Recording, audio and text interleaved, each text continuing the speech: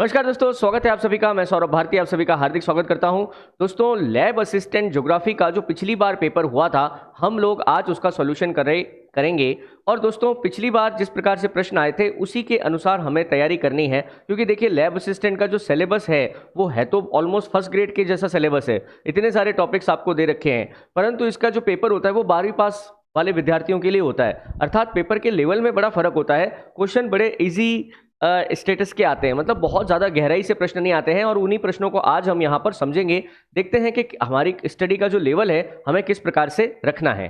चलिए पहला प्रश्न देखते हैं। जैसा पिछली बार पेपर आया था हूबहू हम वैसा ही पेपर ले रहे हैं, है ना, बिल्कुल सीरियल वाइज ले रहे हैं। 100 प्रश्न आते हैं और उनकी हम व्याख्या भी मैं कोशिश करूंगा कि थोड़ी बहुत की मैं व्याख्या भी करके आपको बता सकूं, ताकि आपको आइडिया लगे कि क्या क्या पढ़ के जाना है। जैसे पहला प्रश्न देखिए, रेड पांडा का नाम किस सूची में सम्मिलित किया गया है। देखिए रेड पांडा जो भारत के नॉर्थ ईस्ट में मिलता है, खास करके सिक्किम में मिलता है, अरुणाचल प्रदेश, मिजोरम, नागालैंड, यहाँ पे अच्छी खासा में रेड पांडा मिलता है। वैसे पांडा जो है ये चीन का मुख्य एक पशु है। मोस्टली पांडा चीन में मिलता है, बट लाल पांडा हमारे यहाँ मिलता है। एक अंतरराष्ट्रीय संस्था है, कौन सी? IUCN, है ना। IUCN क्या है? International union for conservation of nature. Conservation of nature वर्तमान में अंतरराष्ट्रीय स्तर पर जैव विविधता संरक्षण के लिए काम करने वाली सबसे बड़ी संस्था कौन सी है? IUCN है। IUCN की जो स्थापना हुई, IUCN की स्थापना 1948 में हुई थी, और इसका जो मुख्यालय है वो ग्लांड स्विट्जरलैंड में स्थित है। ग्लांड एक जिनेवा के पास में है, ग्लांड स्विट्जरलैंड में इसका मुख्यालय स्थित है। तो वर्तमान में हमारा जो ये लाल पांडा है ना, ये संकटापन्न प्रजाति यानी कि एंडेंजर्ड स्पीसीज में आता है। संकटापन्न के लिए क्या शब्द आता है? एंडेंजर्ड, है ना। ऐसी प्रजातियां जिनकी संख्या अब, ऐसे पादप या जंतु जिनकी संख्या अब हजारों में रही है और लगातार उनकी संख्या घटती जा रही है, उन्हें संकटापन्न प्रजाति कहा जाता है। निम्न में से कौन सा प्रमाण पृथ्वी की गोलाकार आकृति को प्रमाणित नहीं करता है? दोस्तों, कई बार आपने सुना होगा, ऐसी कई थ्योरीज भी हैं जिसमें ये कहते हैं कि पृथ्वी एकदम चपटी है ना। परंतु ऐसे बहुत सारे प्रमाण अब तो हमारे पास अवेलेबल है जिनसे पता चलता है कि पृथ्वी गोल है। जैसे कि सूर्योदय और सूर्यास्त। आप देखते हैं सूर्योदय जब होता है या सूर्यास्त जब होता है, एकदम होराइजन पे होता है, और सूर्य जो है आपको बिल्कुल आपके ऊपर से जाता हुआ दिखता है, क्योंकि पृथ्वी लगातार अपने अक्ष पर चक्कर लगा रही है। चंद्रग्रहण की प्रक्रिया ही तभी होती है जब पृथ्वी और सूर्य के बीच, चंद्रमा और सूर्य के बीच में पृथ्वी आ जाती है, तब चंद्रग्रहण की प्रक्रिया होती है ना। वायवीय फोटो चित्र जो है, यानी कि हमारे सैटेलाइट्स जो हमारी पृथ्वी की इमेज भेजते हैं, उससे भी पता चलता है। परंतु ज्वालामुखी उद्भेदन से हमें पृथ्वी के गोल होने का कोई प्रमाण प्राप्त नहीं होता है। तो बिल्कुल ठीक है। नेक्स्ट देखिए, पृथ्वी के कुल जल का कितना प्रतिशत महासागरों में पाया जाता है? देखिए हमारी पृथ्वी पर जो जल उपस्थित है, ऑलमोस्ट हमारी पृथ्वी का जो 70% भाग है वो कैसा है? जलीय है। पर इस जल का लगभग कितना प्रतिशत भाग महासागरों में है? 97% भाग महासागरों में है। बाकी का 3% जो है ये नदियां, झीलों और ध्रुवों पर जमा हुआ है। इसमें भी मैं आपको बताऊं तो ज्यादा से ज्यादा जो 2.5% पानी है वो ध्रुवों पर जमा हुआ है। बाकी का जो पानी है वो बहता हुआ जल या नदियों वाला जल है। मंदाकिनी नदी गंगा से आकर कहाँ मिलती है? देखिए मंदाकिनी नदी जो है, एक्चुअल में ये पंचप्रयाग की बात हो रही है। कौन सी बात हो रही है? पंचप्रयाग, है ना। पंचप्रयाग क्या है? आप उत्तराखंड में जाओगे तो आपको पंचप्रयाग मिलेंगे। कौन कौन से मिलेंगे? आपको मिलेगा विष्णु प्रयाग, आपको मिलेगा नंद प्रयाग, आपको मिलेगा कर्ण प्रयाग, आपको मिलेगा रुद्र प्रयाग,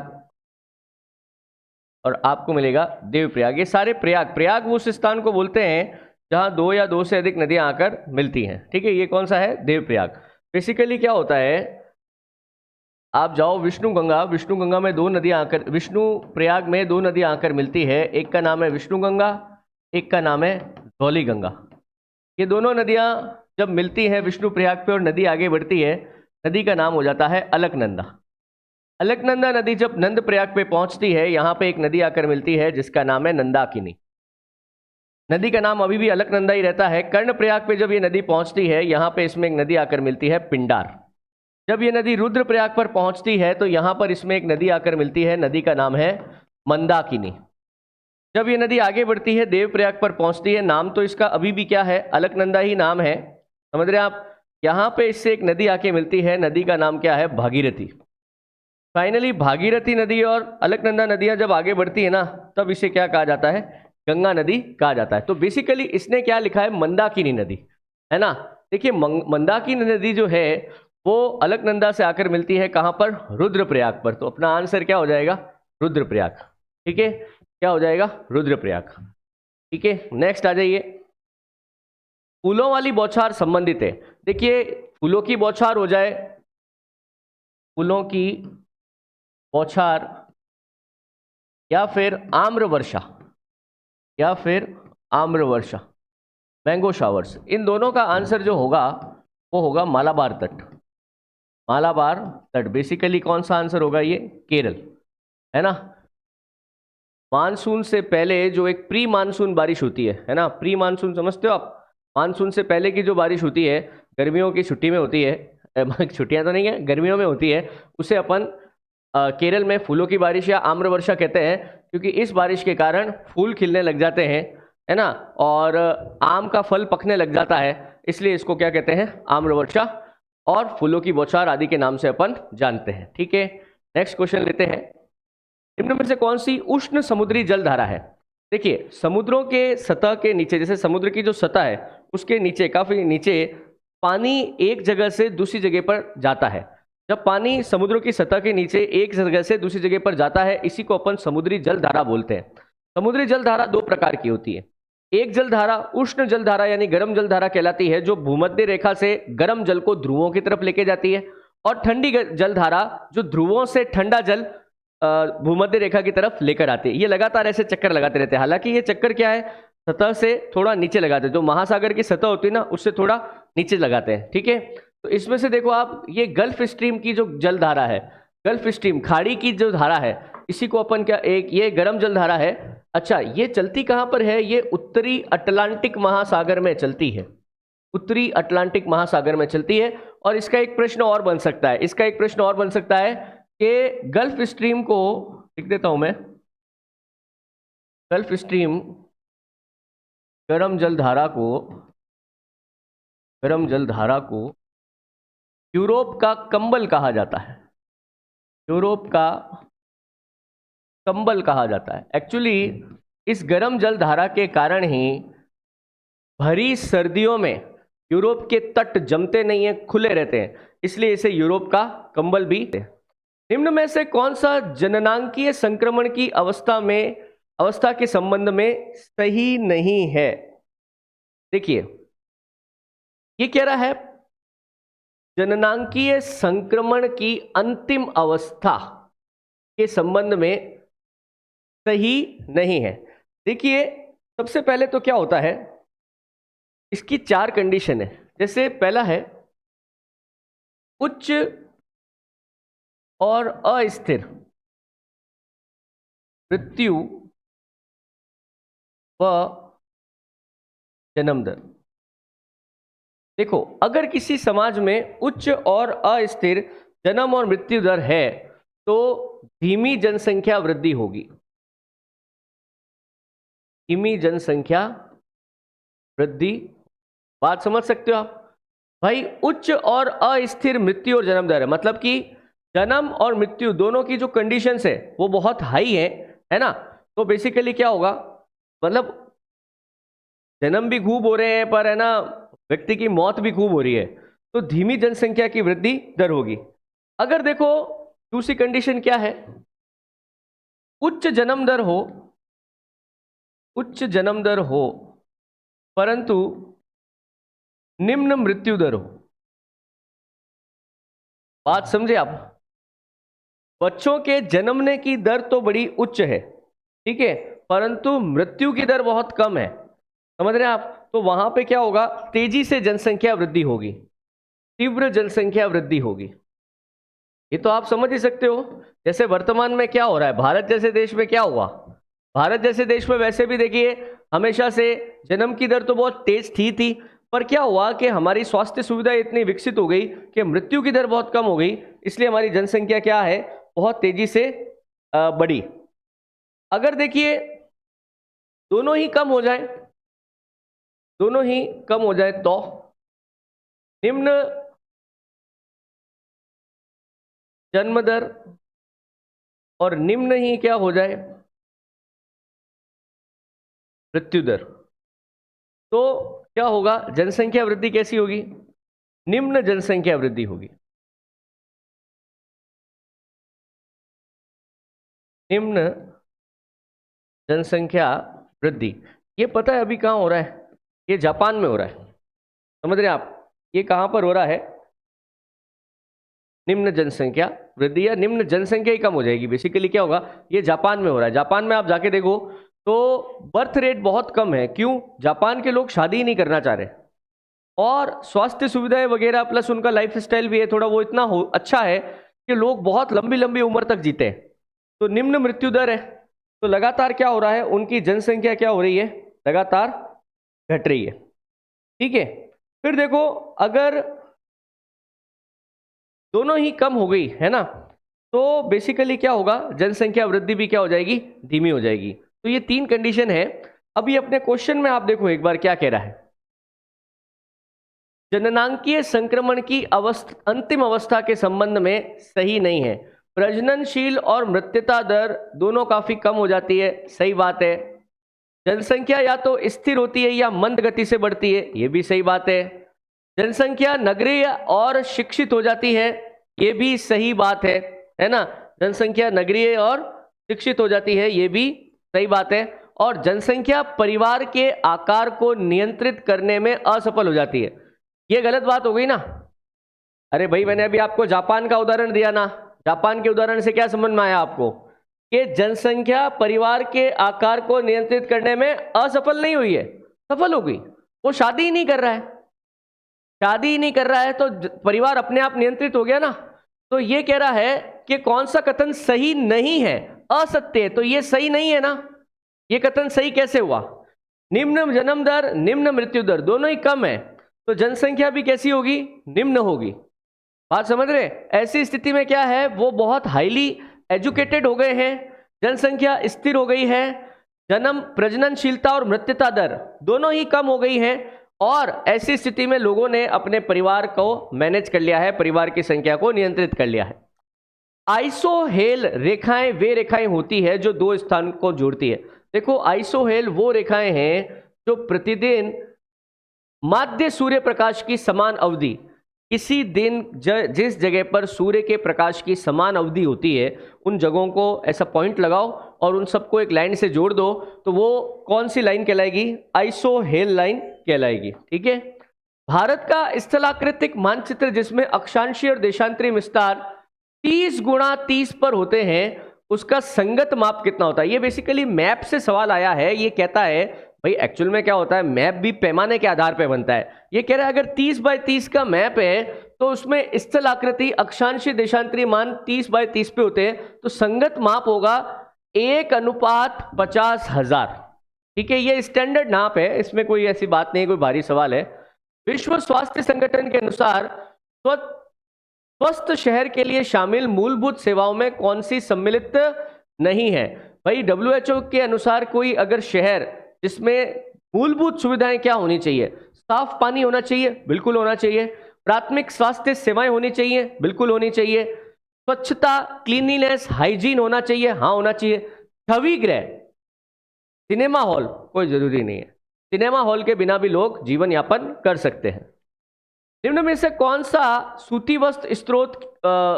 वस्त्र उद्योग की अवस्थिति का कारक नहीं है। मतलब इसमें से ऐसी कौन सी चीज है जो सूती वस्त्र उद्योग के लिए बहुत ज्यादा आवश्यक नहीं है। क्या जल आपूर्ति चाहिए, बिल्कुल चाहिए भाई साहब, जल के बिना काम ही नहीं हो पाएगा। आर्द्रता चाहिए, बिल्कुल चाहिए, बारिश होनी चाहिए क्योंकि कॉटन के लिए, कॉटन की फसल को हमें चाहिए। श्रम चाहिए, बिल्कुल चाहिए, कॉटन के वो जो बर्ड्स होते हैं, फूल होते हैं, उसमें से आपको हैंड पिक करना पड़ता है, समझ रहे हैं आप, तो श्रम तो चाहिए चाहिए। शहरी क्षेत्र में होना कोई जरूरी नहीं है, कोई शहरों से बाहर भी कोई जगह है और वहां पर आप सूती वस्त्र उद्योग लगाना चाहते हैं तो आराम से लग सकता है, कोई मना नहीं। शिक्षा एवं चिकित्सा आर्थिक क्रियाओं की किस श्रेणी के अंतर्गत आते हैं। देखिए शिक्षा चिकित्सा, हमारे पास तीन वो है उत्पादन के क्षेत्र, प्राथमिक, द्वितीयक और तृतीयक। इसमें जो तृतीयक क्षेत्र है वो सेवाओं के आदान प्रदान से संबंधित है। तृतीयक क्षेत्र किससे संबंधित है? सेवाओं के आदान प्रदान से संबंधित है। शिक्षा, स्वास्थ्य, मनोरंजन, बैंकिंग, बीमा, होटल व्यवसाय, ये सब सेवा क्षेत्र है। तो इसने शिक्षा और चिकित्सा लिखा है, तो ये कौन सा क्षेत्र हो जाएगा? ये तृतीयक क्षेत्र हो जाएगा। नेक्स्ट देखिए, भारत की जनगणना 2011 के अनुसार वह पड़ोसी देश जहां से द्वितीय सर्वाधिक अंतरराष्ट्रीय प्रवासी या पिछले निवास के संदर्भ में लोग प्रतिशत में प्रतिवेदित हुए हैं। बेसिकली ये क्या कह रहा है कि पिछले साल मतलब पिछली जनसंख्या के अनुसार वह देश जो दूसरे नंबर पे है जहां से सर्वाधिक लोग भारत में प्रवासी हुए हैं। तो दोस्तों इसका सही आंसर क्या है? बांग्लादेश। इसका सही आंसर क्या है? बांग्लादेश से हमारे यहां पर काफी लोग जो हैं माइग्रेट हुए हैं। फिर देखिए, विश्व बैंक द्वारा जारी 2021 की रिपोर्ट के अनुसार निम्नलिखित दक्षिण एशियाई देशों में से वह देश जहां ग्रामीण जनसंख्या प्रतिशत सर्वाधिक है, दोस्तों वो देश हम ही हो सकते हैं। कौन सा देश है? भारत। आपको पता ही होगा लगभग 75% जनसंख्या भारत की जो है वो गांव में निवास करती है। नवनिश्चयवाद शब्द को किसने प्रतिपादित किया? ये थ्योरीज में से सवाल आ गया दोस्तों, है ना। तो नवनिश्चयवाद शब्द जो है ये ग्रिफिथ टेलर ने दिया है। किसने दिया है? ग्रिफिथ टेलर ने, है ना। ओके, नेक्स्ट देखिए, मूल रूप से ऑस्ट्रेलिया के थे ये। क्योटो प्रोटोकॉल का प्रत्यक्ष रूप से संबंध किससे है? देखो, क्योटो प्रोटोकॉल जो है बेसिकली ये 97 में हुआ था, 1997 में जापान में। इसका उद्देश्य था कि हमें वातावरण में कम से कम ग्रीन हाउस गैसों का उत्सर्जन करना है ताकि ग्लोबल वार्मिंग यानी कि ये जो हमारे यहाँ पर पृथ्वी का औसत तापमान लगातार जो बढ़ रहा है उसे हम कम कर सकें, है ना। तो ग्रीन हाउस गैसों को कम करने के लिए ये प्रोटोकॉल किया गया था और इसके लिए बाकायदा विकसित देशों और विकासशील देशों को एक डेडलाइन दी गई थी, है ना। हालांकि ये बाद में जाते जाते थोड़ा बिगड़ गया था। अफ्रीका का कौन सा हवाई अड्डा ग्रीनविच रेखा पर स्थित है? ग्रीनविच रेखा आपको पता है? ठीक है, देखिए ग्रीनविच रेखा जो है बेसिकली वो है 0 डिग्री देशांतर। 0 डिग्री देशांतर इंग्लैंड से तो गुजरता ही है, अफ्रीका के घाना देश से भी गुजरता है और घाना देश की राजधानी है दोस्तों अक्रा। घाना देश की राजधानी क्या है? अक्रा। और यहां से हमारा 0 डिग्री देशांतर गुजरता है। तो इसका सही आंसर क्या हो जाएगा? घाना, अक्रा। घाना की राजधानी क्या है? अक्रा। फिर आओ देखो, निम्न में से अभ्रक उत्पादन के लिए कौन सा प्रसिद्ध नहीं है? अभ्रक उत्पादन, देखो अभ्रक के उत्पादन के लिए फेमस है एक तो आंध्र प्रदेश, एक है राजस्थान, है ना। वैसे अभ्रक के सर्वाधिक भंडार तो राजस्थान में है पर उत्पादन में आंध्र प्रदेश नंबर 1 है। तो नेल्लौर सही है, भीलवाड़ा राजस्थान सही है, कालाहांडी उड़ीसा में ये भी सही है, बट हजारीबाग और कोडरमा ये जो 2 बड़ी जगह हैं ये झारखंड में है और झारखंड में अभ्रक के लिए ये जगह फेमस नहीं है। निम्न में से कौन सा एक ओजोन परत के क्षरण हेतु उत्तरदायी नहीं है? देखिए CFC है, क्लोरोफ्लोरोकार्बन है, हेलॉन्स बिल्कुल है, मिथाइल क्लोरोफॉर्म बिल्कुल है, हाइड्रोक्लोरिक अम्ल नहीं।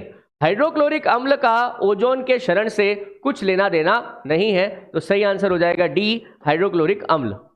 निम्न में से कौन सा राज्य जिंक यानी कि जस्ता का प्रमुख उत्पादक मतलब राज्य है? दोस्तों पूरे देश में सीसा, जस्ता, चांदी इनके उत्पादन और भंडार के लिए एक ही राज्य है। कौन सा है? राजस्थान। सीसा जस्ता हमेशा साथ ही निकलेंगे, ठीक है। और जहां सीसा जस्ता निकलेगा पक्की बात है वहां चांदी भी होगी। तो इसके लिए कौन हो जाएगा? राजस्थान। वह खगोल शास्त्री जिसने ब्रह्मांड के विस्तार के बारे में सबसे पहले मत प्रतिपादित किया? Edwin Hubble. ये जो बिग बैंग का सिद्धांत और ये लगातार ब्रह्मांड जो एक्सपेंड कर रहा है वो एडविन हबल ने दिया था। और एडविन हबल के नाम पे ही दोस्तों हबल दूरबीन जो टेलीस्कोप है जो दूर तक ब्रह्मांड के अंदर जो सौर मंडल है, ग्रहिकाएं हैं, उनको देखने में सक्षम है, उसी के नाम पे इनका हबल दूरबीन नाम दिया गया था।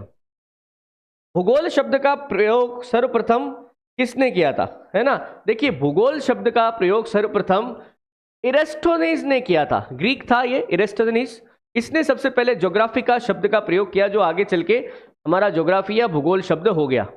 निम्न में से कौन सी जल संधि है जो श्रीलंका को भारत से अलग करती है? ठीक है, देखो श्रीलंका और भारत के बीच में जो है ना वो मन्नार की खाड़ी है। मन्नार की खाड़ी तमिलनाडु में है। तमिलनाडु का जो कोस्ट है ना वहां पे है, ऐसा यू आकार का बना हुआ है, वो मन्नार की खाड़ी है। तो मन्नार की खाड़ी, या फिर आप पाक जल संधि आता तो अपन पाक जल संधि करते, पर खाड़ी आया है तो कौन सी खाड़ी है? मन्नार की खाड़ी।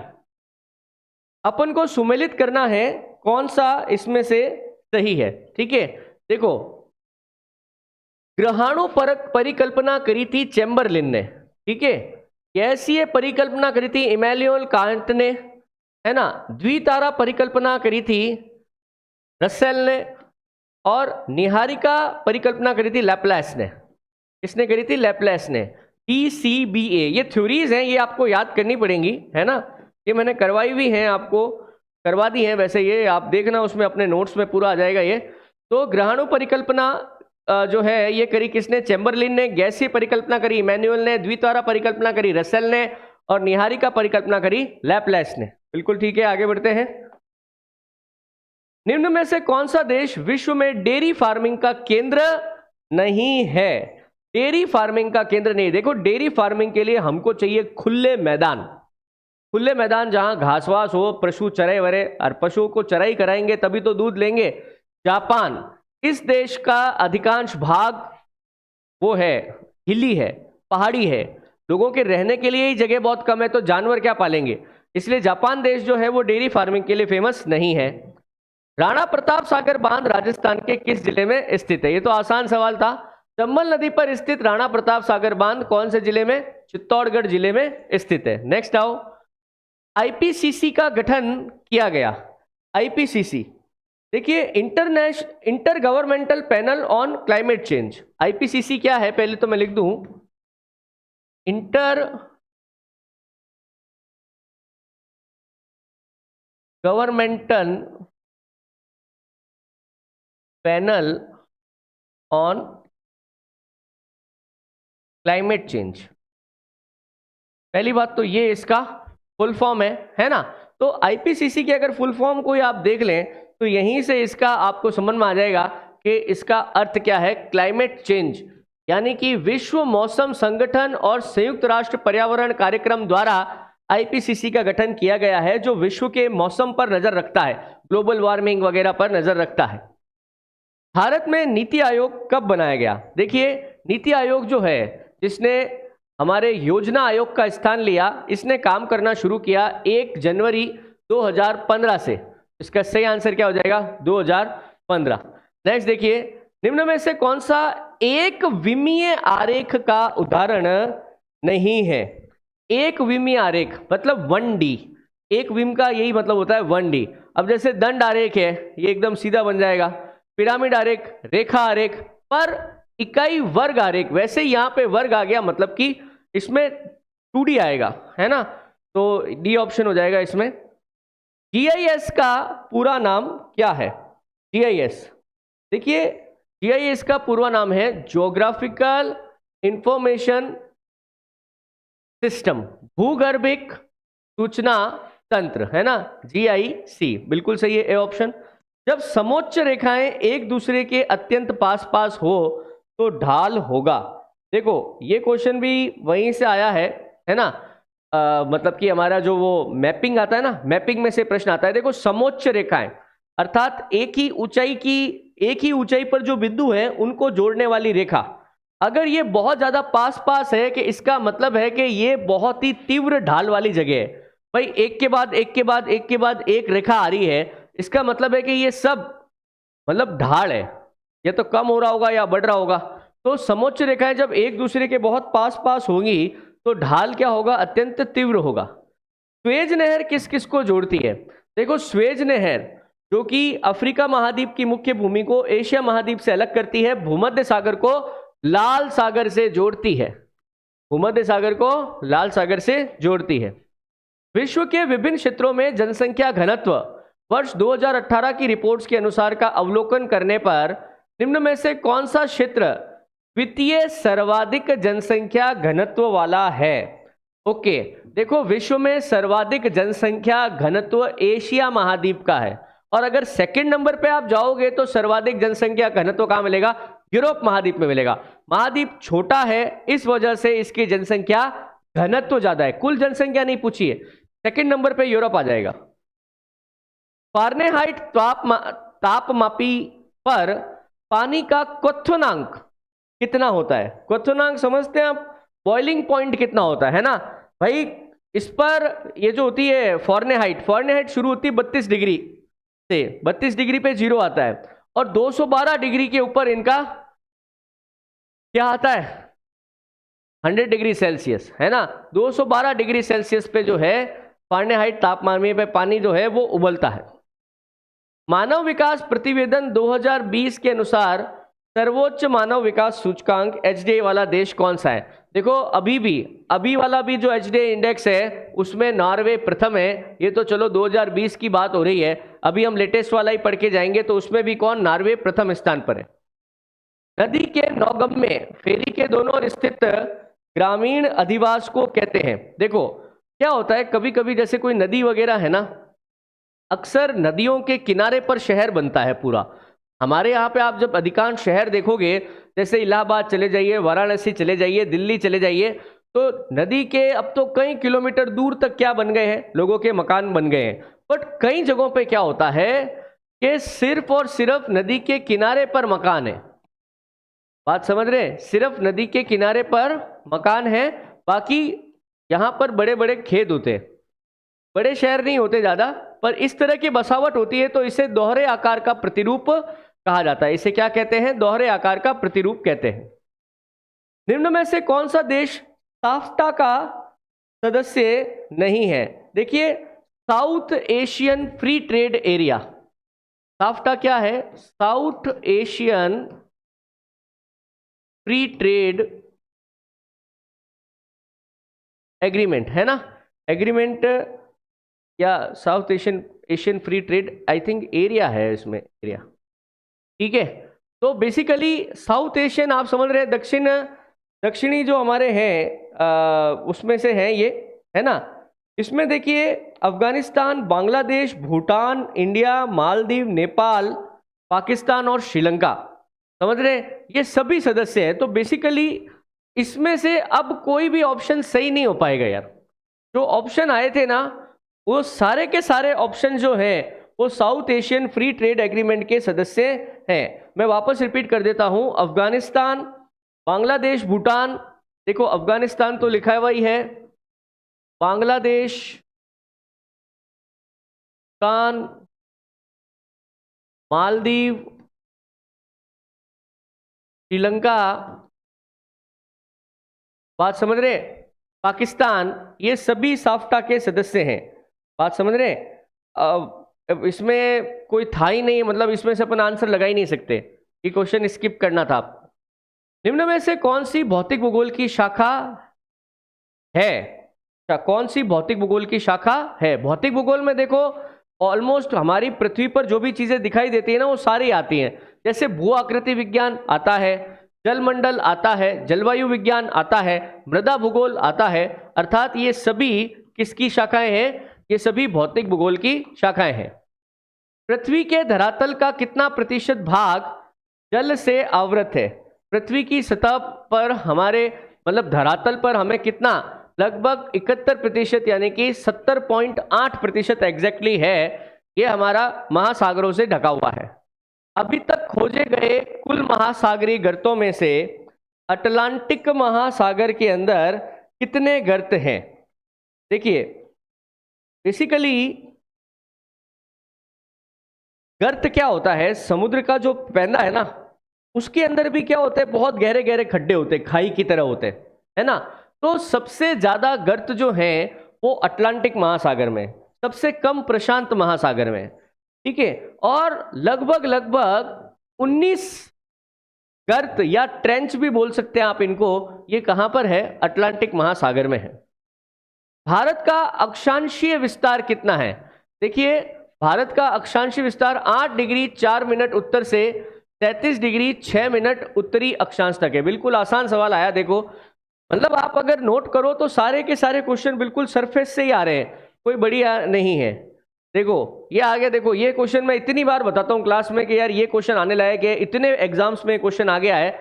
IUCN का full form international union for conservation of nature, और मैं फिर बता दूं ऐसा हिंदी में ऐसा ही लिखा हुआ आता है, international union for conservation of nature, इसी तरह से लिखा हुआ आता है। निम्न में से ओयोशियो धारा के संबंध में असत्य कथन कौन सा है? देखो ओयोशियो धारा एक्चुअली ये जापान के पास में है, क्यूरोशिवो और ओयोशिवो। तो ये पश्चिमी उत्तर प्रशांत महासागर, उत्तरी प्रशांत महासागर का पश्चिमी भाग जापान, बिल्कुल सही है। यह एक ठंडी जल धारा है, ये भी सही है। क्यूरोशिवो धारा के नीचे प्रभावित होती है, ये गलत है। एक्चुअल में ये जैसे मान लो 0 डिग्री है और इधर ये जापान है, ठीक है, इधर ऐसे ये यूं है प्रशांत महासागर, तो ओयोशिवो की धारा ऊपर से आती है, ओयोशिवो, ठीक है, और ये ठंडे पानी की जलधारा है। और गर्म पानी की जलधारा आती है क्यूरोशिवो, जो भूमध्य रेखा की तरफ से आती है। तो ये लाइन तो गलत हो गई ना, कि ये क्यूरोशिवो धारा के नीचे प्रवाहित होती है, नीचे नहीं है, क्यूरोशिवो के ऊपर है, क्यूरोशिवो के ऊपर है, ठीक है। इसे क्यूराइल धारा के नाम से भी जाना जाता है, बिल्कुल सही है। जब यही धारा ठंडे पानी की आगे बढ़ती है तब इसका नाम क्या हो जाता है? क्यूराइल हो जाता है। चलिए नेक्स्ट, प्राकृतिक तटबंध क्या है? प्राकृतिक तटबंध क्या है? देखो जब भी कोई नदी होती है ना, नदी के किनारे पर हमेशा क्या बन जाते हैं? एक प्राकृतिक तटबंध बन जाते हैं। तटबंध समझते हो आप? जहां से मतलब कि एक प्रोटेक्शन हो जाती है कि पानी उससे बाहर नहीं जा सकता, बिल्कुल सही है। अंकलेश्वर तेल क्षेत्र गुजरात के किस जिले में स्थित है? जोरदार सवाल था ये। अंकलेश्वर बड़ा तेल क्षेत्र है, यहाँ पे खंबात की खाड़ी में जहां से कच्चा तेल निकलता है, ये भरूच में स्थित है।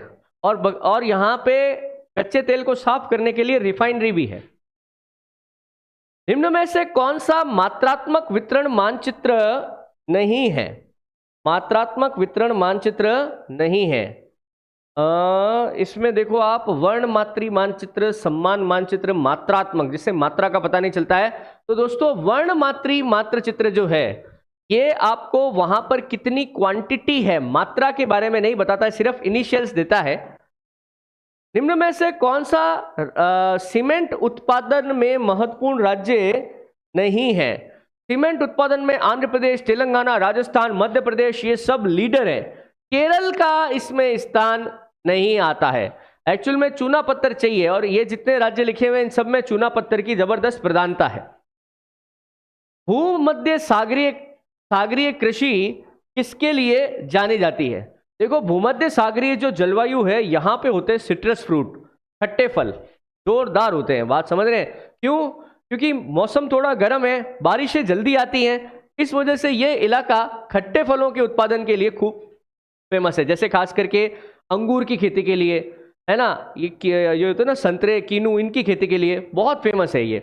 इटली हो गया, एक ग्रीस हो गया, मैसेडोनिया हो गया, साइप्रस हो गया, यहाँ सब जगह भूमध्य सागरीय जलवायु के कारण ये चीजें उत्पादित होती है।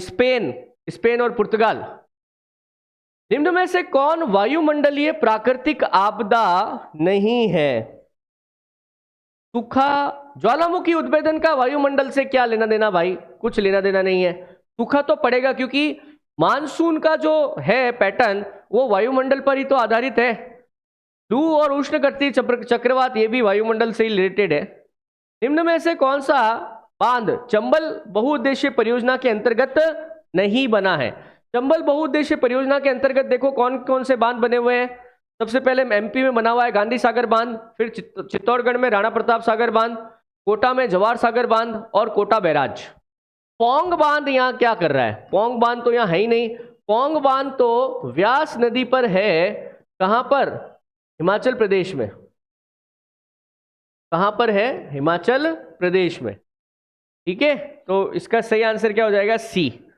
नेक्स्ट देखो, निम्न में से किस भारतीय राज्य में चाय का सर्वाधिक उत्पादन होता है?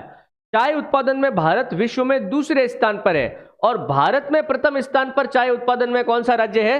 असम राज्य है। कौन सा राज्य है? असम राज्य।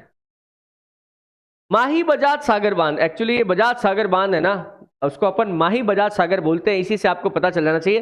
हालांकि क्या है, ये बजाज सागर बांध ही, हम उसको बोलते हैं माही बजाज सागर बांध। इससे स्पष्ट हो जाना चाहिए कौन सी नदी पर है? माही बजाज सागर। माही नदी पर है, बांसवाड़ा जिले में है। सिंधु नदी को तिब्बत में किस नाम से जाना जाता है? देखो, सिंधु नदी को तिब्बत में सिंगी खम्बान नाम से जाना जाता है। सिंगी खम्बान। देखो, कई सारी नदियों के अलग अलग नाम है। जैसे हमारी जो ब्रह्मपुत्र नदी है ना, इसको तिब्बत में सांगपो कहा जाता है। सांगपो के नाम से ये चलती है। भारत में आने के बाद इसका नाम अलग हो जाता है। ऐसे ही सिंधु नदी को सिंगी खम्बन के नाम से जाना जाता है। महोगनी वनस्पति किस प्रकार के वनों में पाई जाती है? देखो, उष्णकटिबंधीय जो सदाबहार वनस्पति है ना, वहां पे महोगनी का, बांस का, इस प्रकार के पेड़ मिलते हैं जहां सदाबहार वनस्पति। महोगनी की लकड़ी बड़ी मजबूत होती है।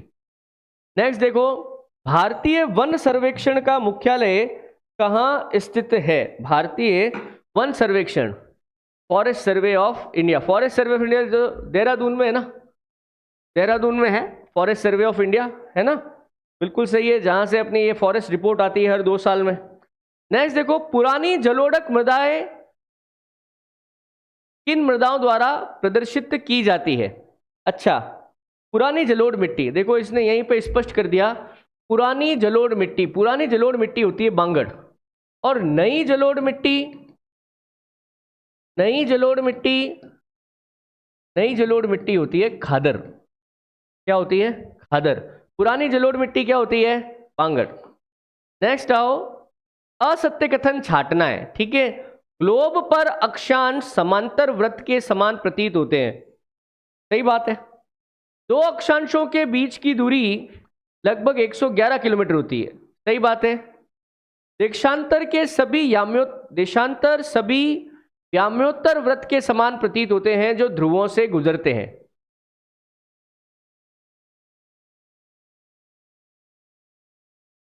अक्षांश के सभी याम्योत्तर ध्रुव पर मिलते हैं।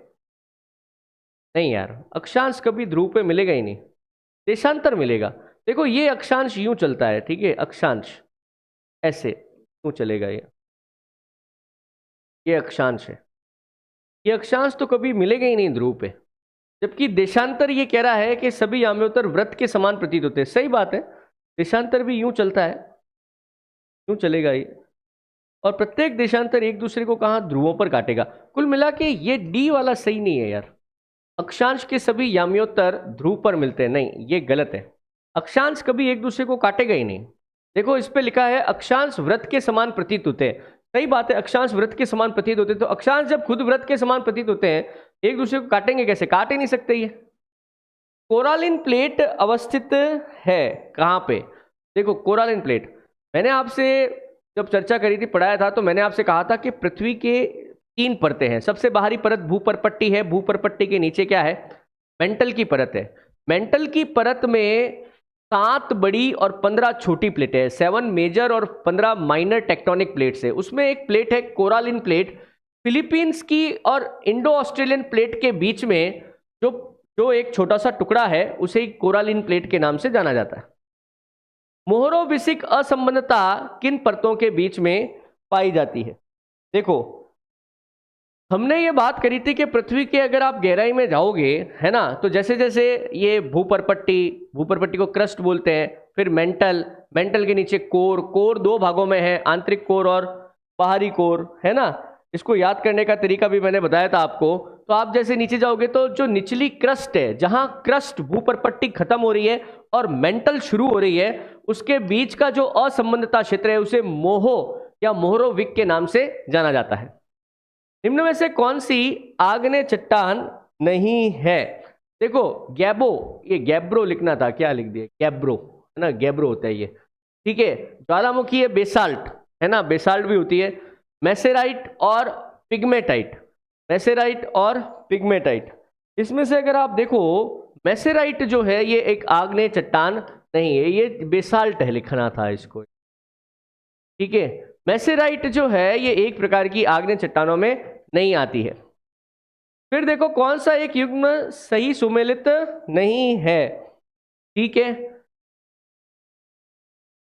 इंडोनेशिया में लेडान, मैक्सिको में मिल्पा, ब्राजील में रोका, वियतनाम में कोनुको। नहीं, कोनुको नाम जो है ये वेनेजुएला में है।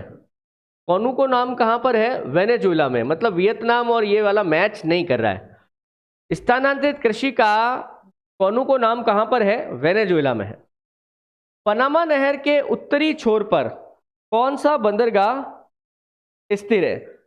देखो, उत्तरी छोर हो गया इसका अटलांटिक वाला साइड, अटलांटिक महासागर है, ठीक है, और एक तरफ प्रशांत महासागर है, ठीक है। उत्तरी अमेरिका और दक्षिणी अमेरिका के बीच में है ना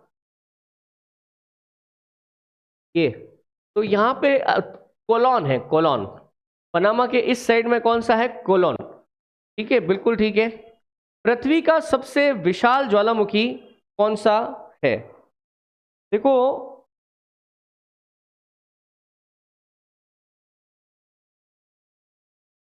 शील्ड ज्वालामुखी जो होता है ना, वो पृथ्वी पर सबसे विशाल ज्वालामुखी होता है। और माउंट आयोवा ये कहां पर है? हवाई द्वीप पर है, ठीक है।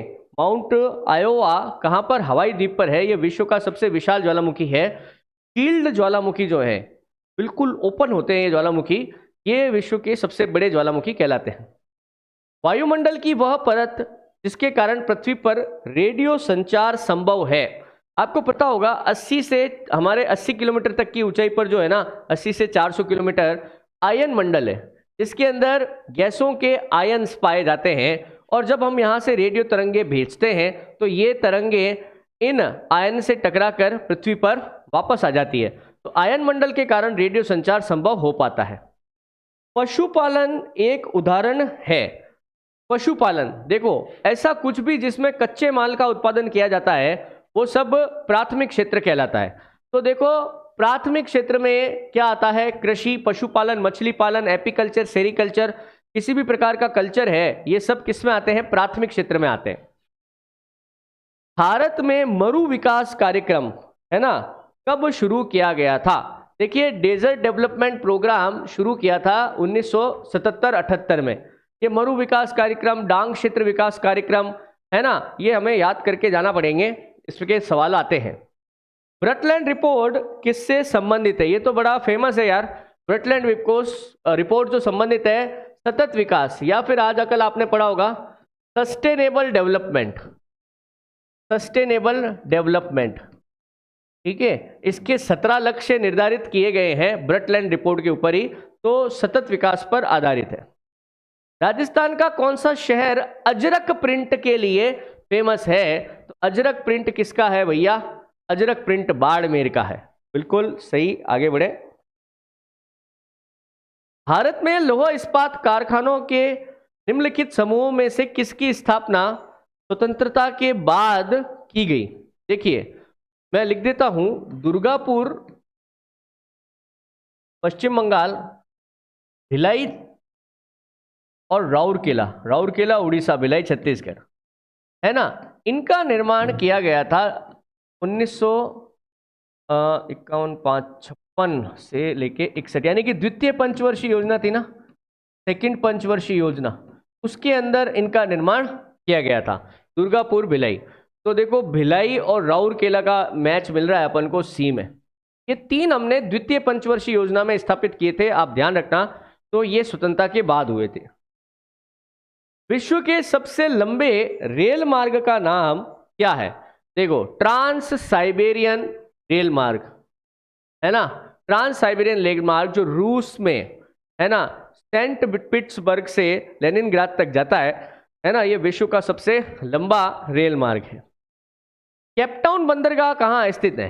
दोस्तों, केपटाउन बंदरगाह अफ्रीका में है। अफ्रीका का एक देश है दक्षिण अफ्रीका, या साउथ अफ्रीका भी लिख सकते थे अपन, दक्षिण अफ्रीका।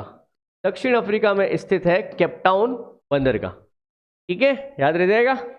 नेक्स्ट आओ, निम्नलिखित ऊर्जा संसाधनों में से कौन सा एक नवीकरणीय प्रकृति का है?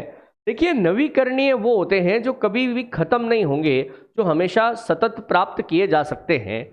इसमें देखिए, पवन ऊर्जा, पवन ऊर्जा नवीकरणीय है, जबकि पेट्रोल, कोयला, डीजल, इनके बारे में ये कहा जाता है कभी ना कभी ये खत्म हो जाएंगे। जैव विविधता हॉटस्पॉट नामावली किसने दी? मतलब जैव विविधता के हॉटस्पॉट, ये शब्द किसने दिया था? नॉर्मन मेयर ने ये शब्द दिया था, है ना।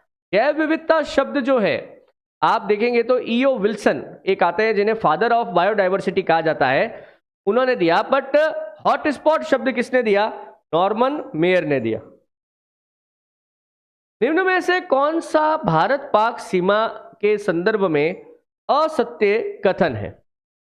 यह एक अध्यारोपित सीमा है, सही बात है, अर्थात किसी ने हमारे लिए खींची है। कृत्रिम सीमा है, बिल्कुल, जो चीज हाथ से बनाई जाए मानव निर्मित हो वो कृत्रिम ही होगी। इसका नाम रेडक्लिफ रेखा है, हाँ इसका नाम रेडक्लिफ रेखा है।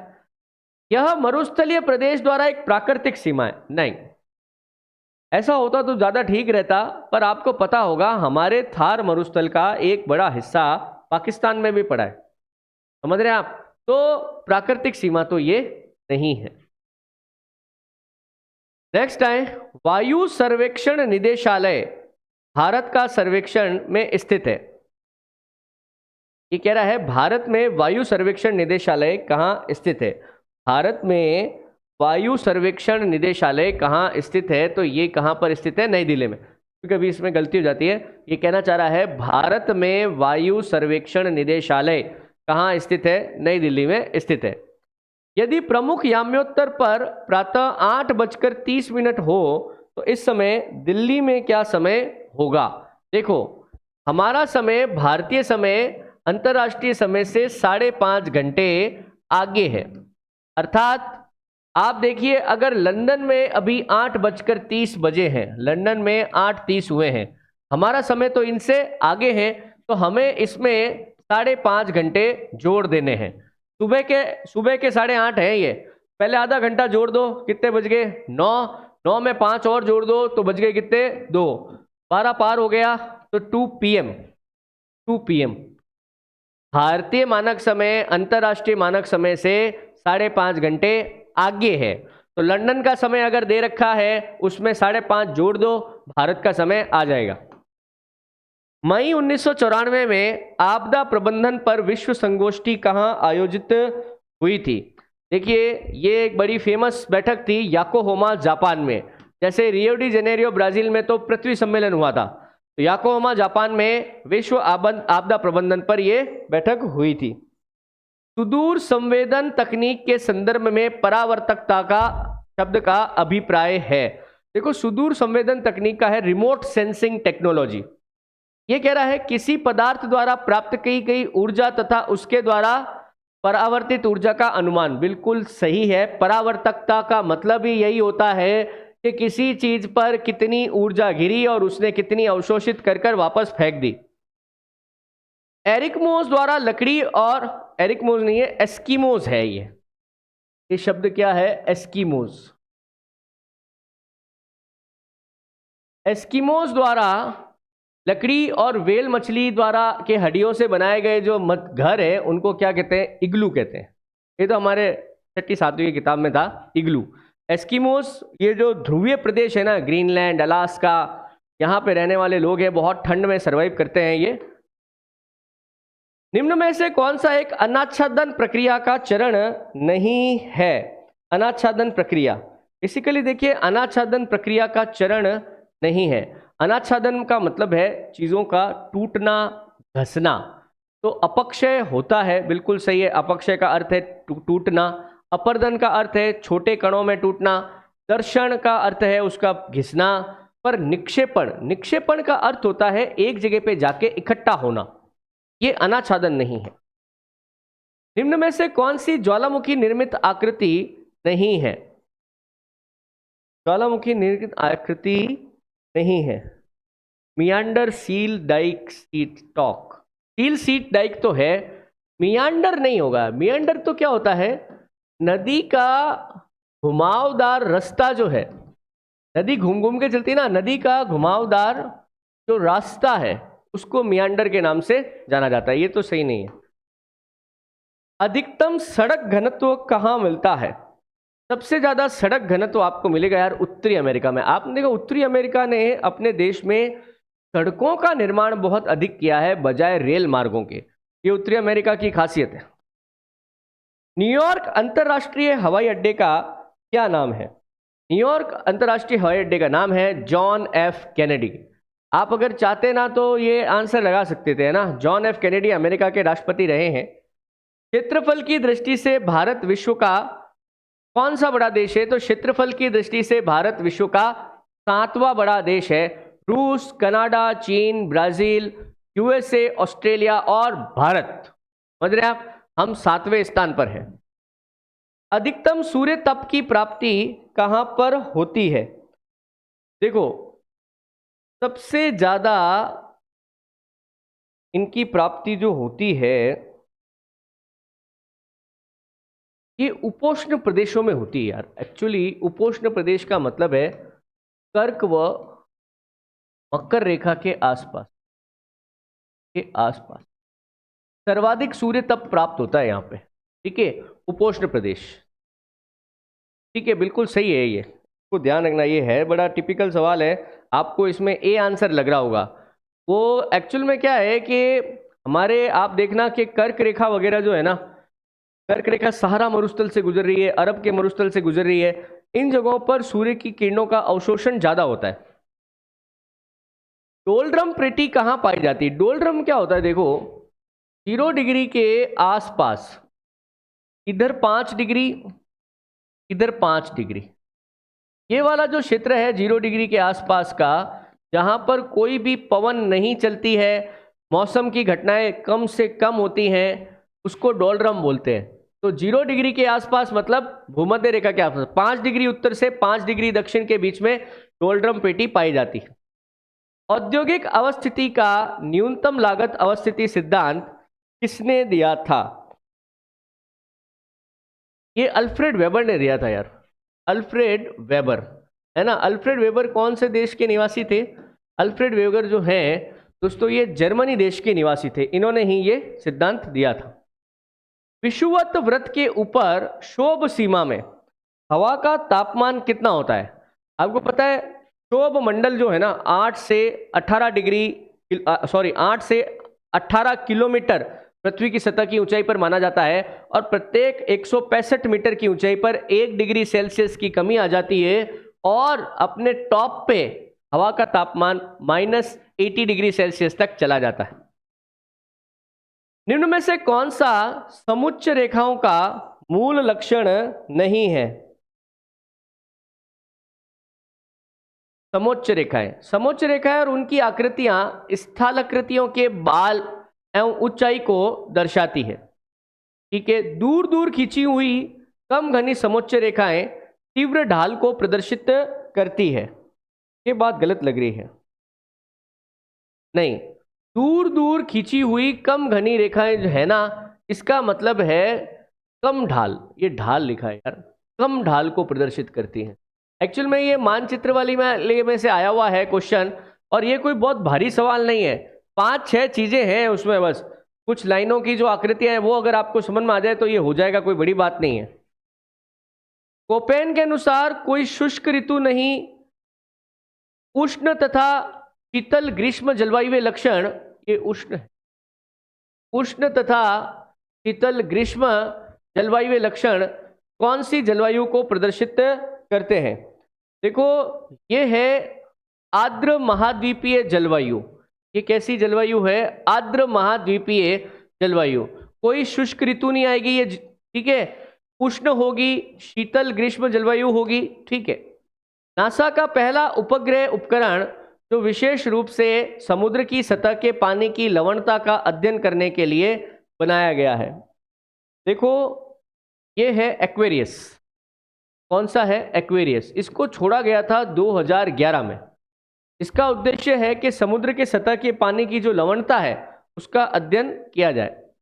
निम्न में से कौन सा वृहत मापनी मानचित्रों का एक प्रकार है? देखिए, जो स्थलाकृति मानचित्र होते हैं वो बहुत बड़े लेवल पे बनाए जाते हैं। स्थलाकृति के मानचित्र जो हैं ये एक वृहत मापनी मानचित्रों का प्रकार है। कारक जो सौर स्थिरांक मान को प्रभावित करता है, निम्न में से कौन सा कारक सौर स्थिरांक के मान को प्रभावित करता है? विषुवत रेखा से क्षैतिज दूरी, पार्थिव पवने नहीं होती यार, पार्थिव विकिरण होते हैं, महासागरीय धाराएं। एक्चुअल में इसमें से कोई भी नहीं है, ठीक है, सौर स्थिरांक के मान को प्रभावित करने वाला कोई भी नहीं है। विषुवत रेखा से क्षैतिज दूरी नहीं होती, लंबवत होती है। तो 144 का डी सही है, ठीक है। पर्वतीय ढालों पर कौन से प्रकार के अधिवास अधिक मिलते हैं? पर्वतीय ढाल है ये ना, ढालों नहीं है, ढाल है। पर्वतीय ढाल पे देखो, एक मकान इधर है, एक मकान इधर है, एक मकान इधर है ना, एक साथ सारे लोग आगे पीछे नहीं रह सकते, विरल अधिवास मिलते हैं। अत्यधिक तीव्रता वाले चक्रवातीय तूफान ताउते ने किस राज्य को सर्वाधिक प्रभावित किया था? ये उस समय करंट अफेयर्स का सवाल था। ताउते चक्रवात आया था और इसने गुजरात में भारी तबाही मचाई थी। कहां पे? गुजरात में। केंद्र शासित प्रदेश जम्मू कश्मीर की राजधानी श्रीनगर, श्रीनगर कौन सी नदी के किनारे स्थित है दोस्तों? श्रीनगर झेलम नदी के किनारे स्थित है। कौन सी नदी के किनारे है? झेलम नदी के किनारे स्थित है। लोकटक झील भारत के किस राज्य में स्थित है? दोस्तों लोकटक झील मणिपुर राज्य में स्थित है। मणिपुर की राजधानी इम्फाल, वहां पे लोकटक झील स्थित है। लेकिन नेक्स्ट क्वेश्चन है, सत्य कथन छांटना है। उत्तरी गोलार्ध के चक्रवात में पवन प्रवाह क्रम दिशा वामावर्त होती है। वामावर्त हो गया, एंटी क्लॉकवाइज, सही बात है। दक्षिणी गोलार्ध में प्रति चक्रवात में पवन क्रमाक्रम दक्षिणावर्त होता है, ये भी सही बात है यार, दोनों चीज सही होगी। एक्चुअल में ये नीचे ऑप्शन मिलाने वाला था, इसमें ए और बी दोनों स्टेटमेंट सही है, जबकि कोरोलियस बल दाब प्रवणता के समांतर नहीं लंबवत काम करता है। ठीक है, ये गलत हो जाएगा और ये वाला भी गलत हो जाएगा। इसमें ये दो ऑप्शन सही है, नीचे था यार वो ABC वाला, नीचे लिखा हुआ नहीं है। एनीवे, पश्चिमी ऑस्ट्रेलिया में उष्णकटिबंधीय चक्रवातों को किस नाम से जाना जाता है? तो पश्चिमी ऑस्ट्रेलिया में ये जो चक्रवात आते हैं इन्हें विली विली के नाम से जाना जाता है। किस नाम से? विली विली के नाम से। तो दोस्तों ये हमारे कंप्लीट प्रश्न थे जो हमने अभी किए, है ना, ये हमारा लैब असिस्टेंट का पेपर था। दोस्तों इसमें से अधिकांश प्रश्न जो है मैं जो आपको सिलेबस करवा रहा हूँ उसमें आराम से आपको अपने नोट्स में मिल जाएंगे, इसमें कोई दौरा ही नहीं है। आप चाहो तो नोट्स जाके चेक कर सकते हो, है ना। और कोई आपको कमेंट है तो आप ज़रूर करिए, मैं उसका आंसर दूंगा। कोई दिक्कत है तो बताइए, हम इसका ज़रूर सॉल्यूशन करेंगे। ओके, तो दोस्तों आज के लिए इतना ही, मिलते हैं नेक्स्ट क्लास में, तब तक के लिए धन्यवाद।